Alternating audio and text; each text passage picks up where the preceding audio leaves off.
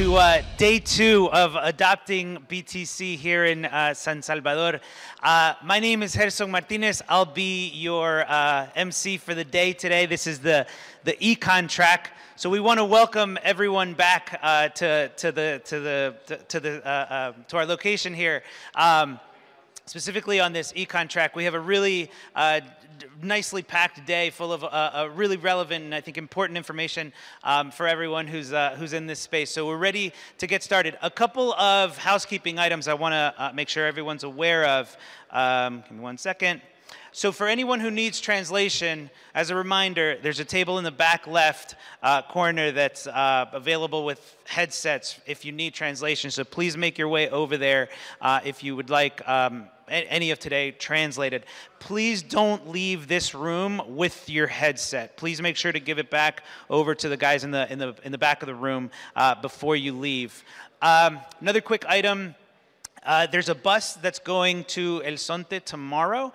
You should have gotten an email about that last night from the conference organizers. Please check your email, and we encourage you to book your trip to El Zonte because there's a lot of really cool stuff, obviously, going on there. I think you guys met the team yesterday, so I really encourage you to do that.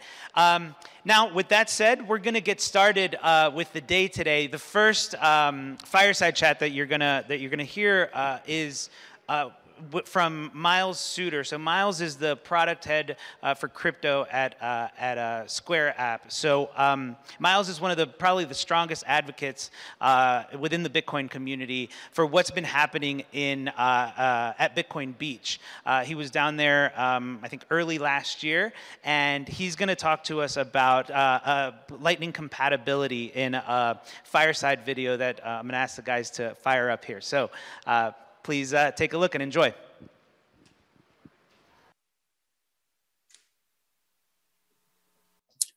All right. Alex Gladstein, thank you so much for joining us today. Alex is the Chief Strategy Officer of the Human Rights Foundation in the Oslo Freedom Forum. Alex focuses a lot of his work on studying how Bitcoin can be a tool for advancing and protecting human rights around the world.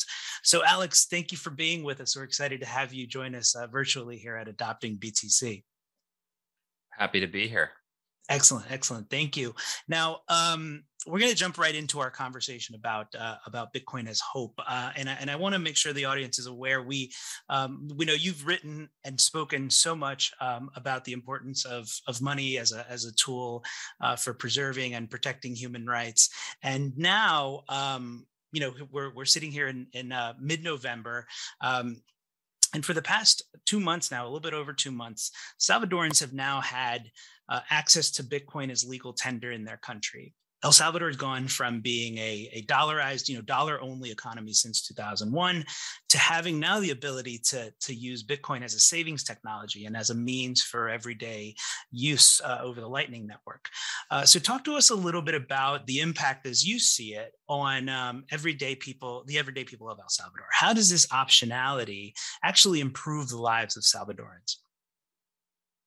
Yeah, I think, look, it's a nuanced issue, as I've tried to make clear in a lot of my writing and interviews and the dialogue that I hope to see is a nuanced one, where we can understand that there's going to be a lot of these contradictions in nation state adoption of Bitcoin.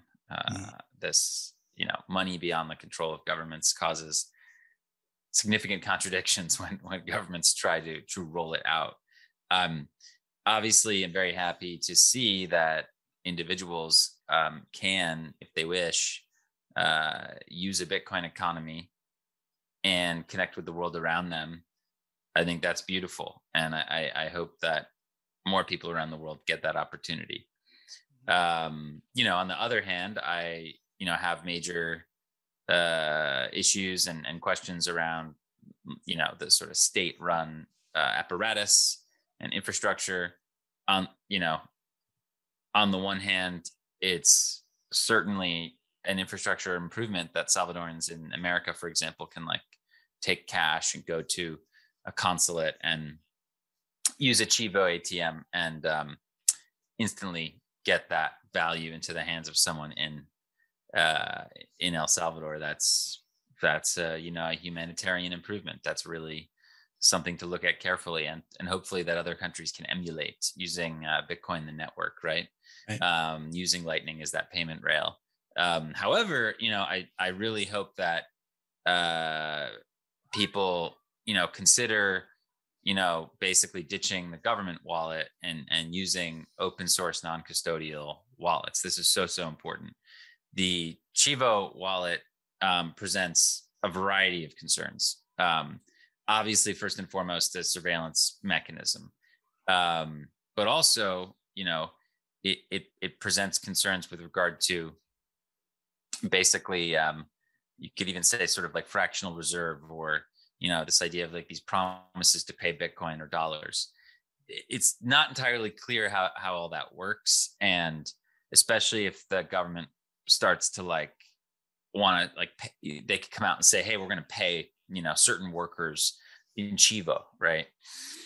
Well, we just want to make sure that anybody using that system is aware that they should be withdrawing that value instantly, basically. Right. If you're going to use Chivo, which I hope not everybody has to do that, but if you're going to claim your airdrop, or you're going to let's say it's really the only way for you right now to maximize efficiency on getting that value from America, I would hope that you can learn through events like this, how to really be your own bank and take those promises to pay Bitcoin and convert them into real Bitcoin, into an open source wallet on your phone.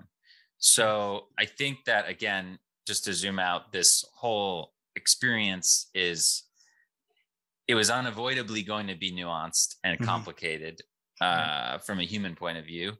It was unavoidably going to be jarring and controversial, simply because so early in Bitcoin's life cycle, very few people know what Bitcoin is. Right. I mean, and it's an emerging phenomenon. I mean, I was reading something the other day that even Satoshi got a whole bunch of stuff wrong, right? At the beginning, exactly. that is very wrong today, right? So, exactly. In particular, the longest chain or whatever part of the white paper is just not accurate anymore. Right. So there's this emerging field of what is Bitcoin and how do we use it, and I think that we just need to adopt this approach that we're all students. Yep. But there are core values that we need to promote, which is why I was excited to speak at this conference in particular, because it's sort of being organized by the community of people who use Bitcoin, which to me is very important. So essentially, self-custodianship, I think, is absolutely crucial. Thinking about open source software is really crucial. And then thinking about Lightning Network as the payment rail, as the thing that can connect us is really crucial. So, I think that those are the three things we can kind of focus on, hopefully, here. Excellent. Yeah. And I think the education around that, is the challenge today. This is why a conference like this one is so valuable, right? You spoke about Salvadorans understanding how to be their own bank, right? I think this is one of these kind of core principles that are so important to begin to do the work on in El Salvador. Now, as you said, of course, the success of Bitcoin adoption in El Salvador is something that kind of interests me, because it is, I think, gauging success is probably also nuanced. So I wanted to ask, what metrics would you use to gauge the success of El Salvador's adoption of Bitcoin? How would you gauge that success? Yeah, it's interesting because right now you have a much larger country rolling out a kind of let's call it I don't know if you want to call it a central bank digital currency, but the Nigerian government is rolling out the e-Naira kind of as we speak. And it's reporting numbers and downloads in the same way that the Bukele administration is, releasing numbers and downloads. And it'll be interesting to see how many, after a month or two, how many people are using the e-Naira, right? Right. Initially, it doesn't look like that many, and I don't know.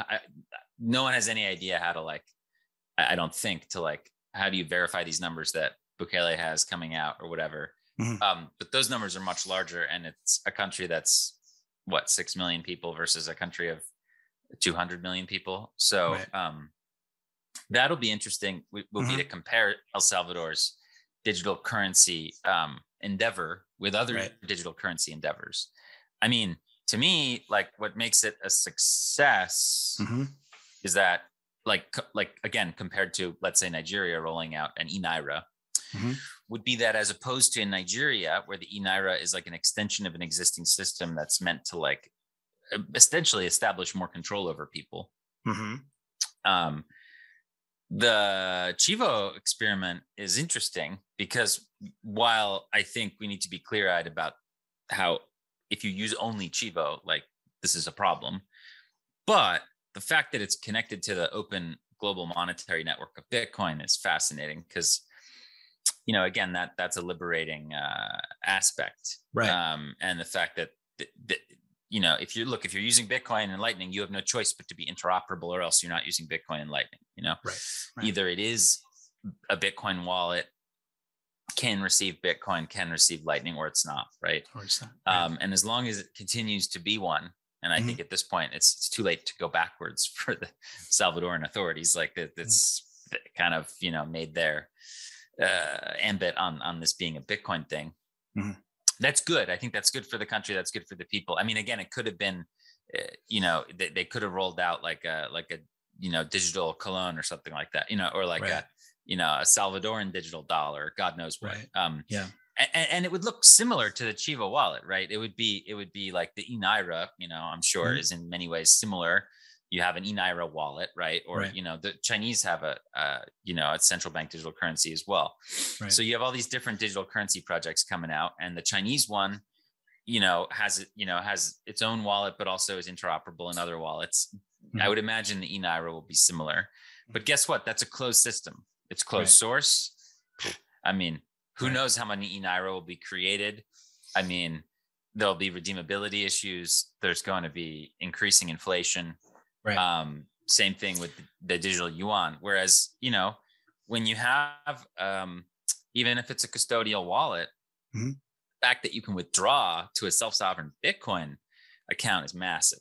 So look, I mean, you know, if I were judging the Nigerian experiment, I would say, great, can I withdraw it to Bitcoin? Which is increasingly important in Nigeria, like especially for, you know, younger people, especially for people in urban areas. Like if I can't, it would be a failure. So as long as like the government continues to keep it a Bitcoin focused thing, that's going to be some sort of measure of success no matter what. Simply because it allows people to connect to this open monetary network.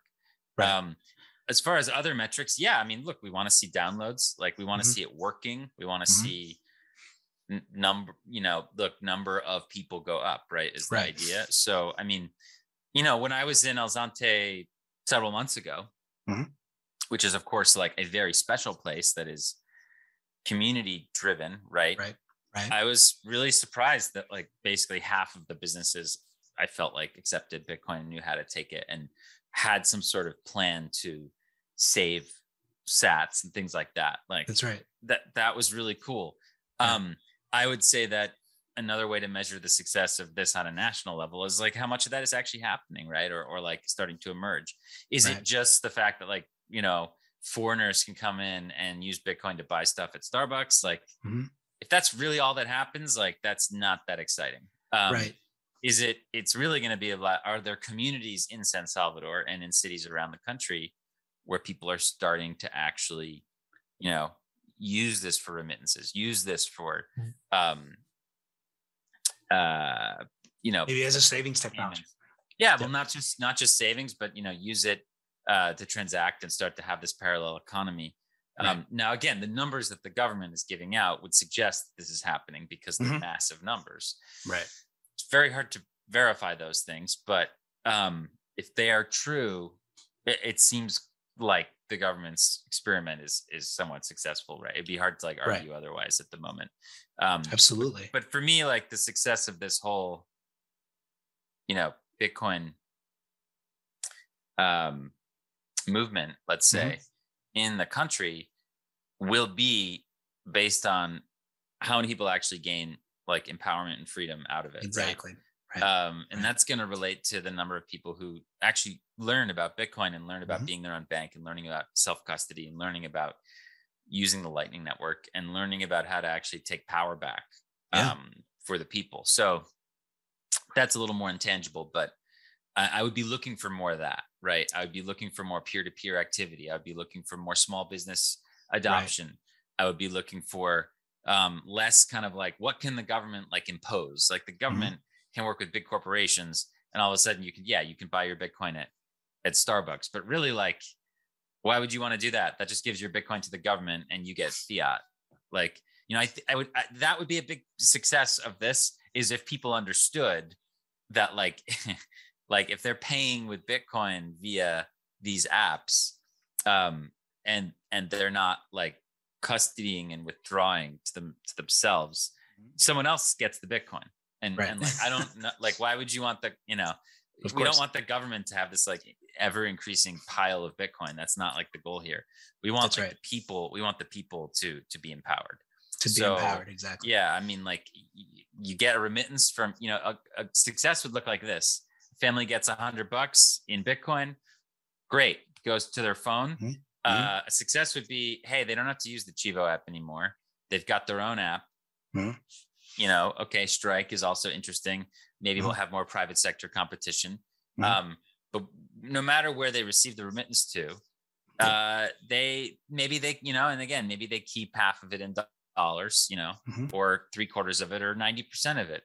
But success would be like that they're custodying at least a small percentage of that into Satoshis, and saving that, and then building a brighter future with that. I think that's how you would start to see, if everybody's just sort of cashing out right away, then you're kind of getting some of the benefit. I mean, it is still a benefit. I mean, the payment rail itself makes the old stuff look like dinosaur technology, but exactly, you really want to get the full range of benefits here. Excellent. Yeah. And actually to touch on that a little bit on the notion of not just the value transfer over the Lightning Network, but the ability for folks to, again, be their own bank and really utilize Bitcoin as a savings technology. I want to reiterate, of course, what most everyone in the room already knows. Well over 20% of El Salvador's GDP comes from remittances from, its citizens kind of spread out all over the world.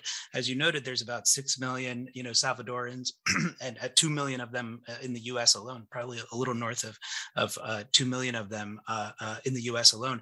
I want to ask you, how do you think that Bitcoin adoption, this let's call it an experiment, but this is kind of adventure that El Salvador is on. How does this change young Salvadorans' decision matrix about leaving their country and maybe going to pursue a more financially stable country like the U.S. versus staying in it?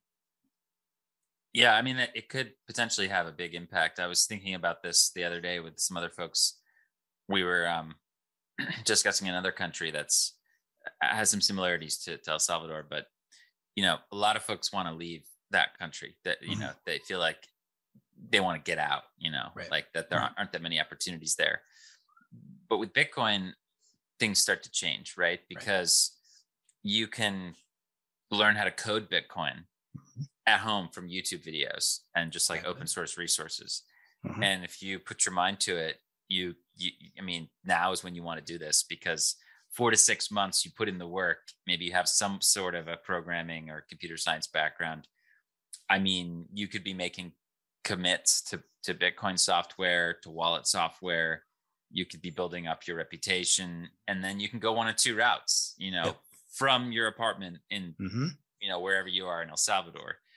You can work for a big tech company or a Bitcoin company on implementing software and make a lot of money, even in American standards, like, this is a global environment.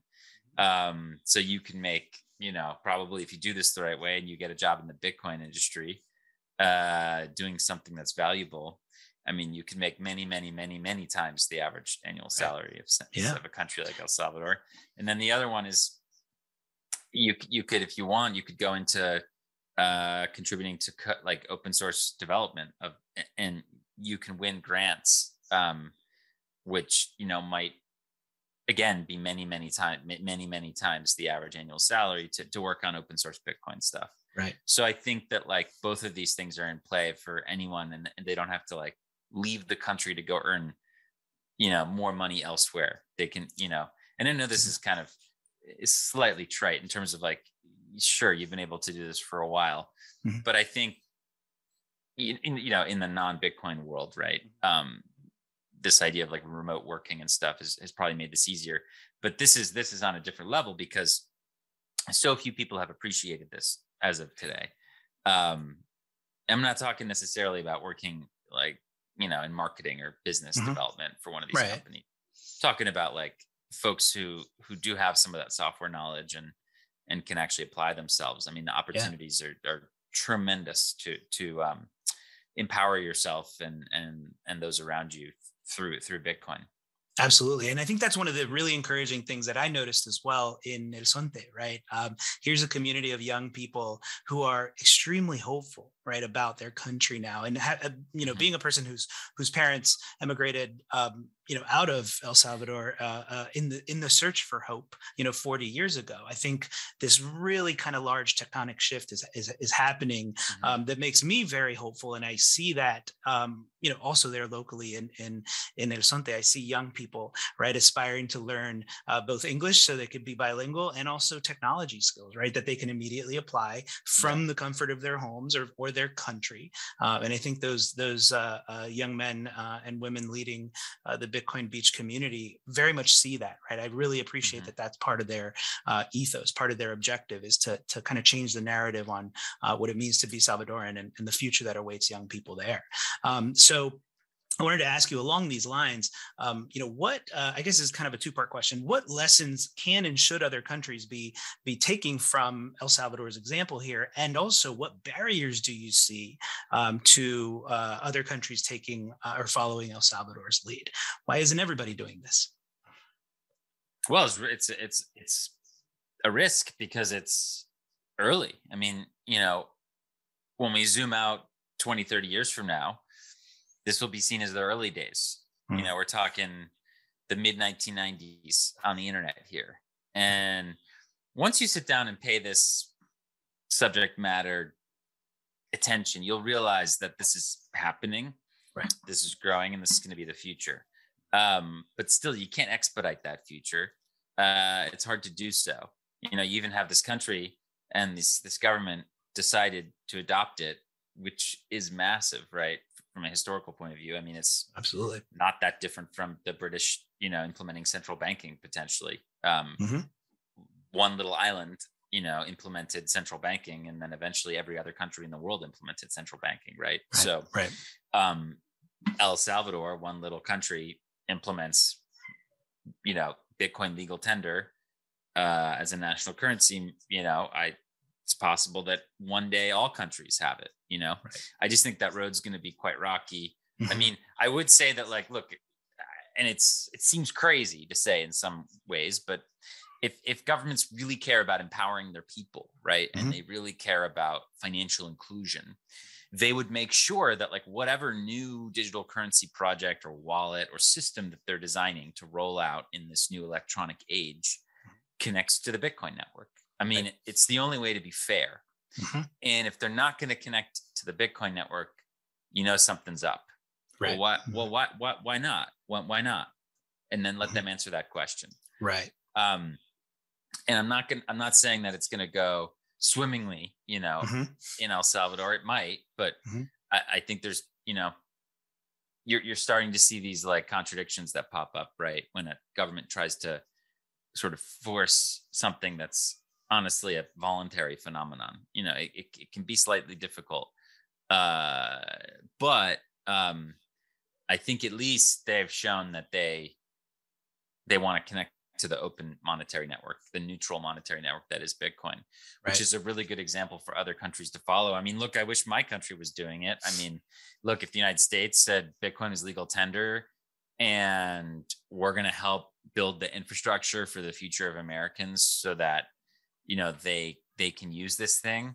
I mean, I would probably be also very skeptical of using like the state infrastructure, whatever it would be, But I'd be generally like impressed that they chose that as opposed to like a central bank digital currency, right?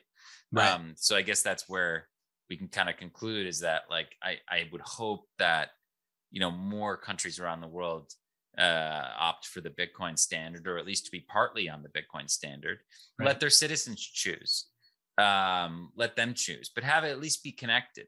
You want to have the e-naira, you want to have whatever the digital dollar, you want to have the digital yuan, you want to have the digital euro, whatever you want to have it, go ahead, come out with it, but have it be like this custodial app model where all citizens can they can have these CBDCs, they can be direct liabilities of the central bank, great, but have it be operable with the Lightning Network and have citizens be able to transact instantly with no fees with each other, and have them be able to withdraw that value into Bitcoin at their discretion.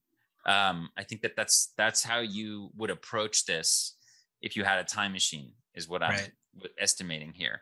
Like if you could go 20, 30 years from now, these central bankers are they're gonna look backwards and say, man, I wish we had had the foresight to understand that this was inevitable, and that the old way we used to do things was really the legacy way, and it was about to go through a phase where it'd be phased out, right? Yeah, absolutely. So providing your citizens with the opportunity, the option to have that Bitcoin connection is very, very important. I don't think it should be forced, and I know that conversation's unfolding continuously in El Salvador about whether it is forced or not or whatever.